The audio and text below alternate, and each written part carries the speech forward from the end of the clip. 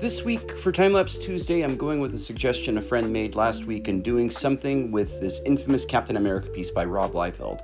Who am I? My name is Jay Sheik, and I'm a comic book artist myself, and in the past I've taught figure drawing for animation, illustration, and the entertainment arts. First things first, the anatomy here isn't actually as wonky as it might first appear. Comparing Cap with his legacy image of Arnold Schwarzenegger, we can see that the overall size of his pecs is actually within spec for a human being. However, note the position of Arnold's left arm here, which is raised above his right to flex and push that left pec more into view. Not so much with Cap. Now, what you're seeing is my own superimposed reconstruction of this pose and image, and really it's reconciling two distinct perspectives into something more cohesive.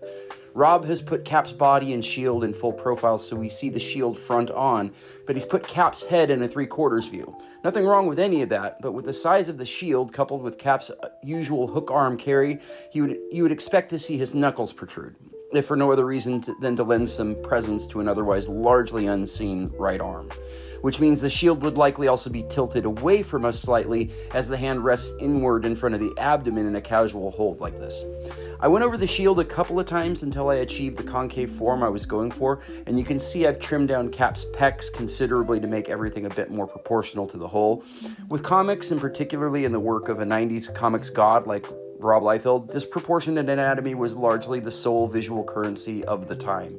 We could similarly lambaste Jack Kirby for all the right angles he included in character fingertips.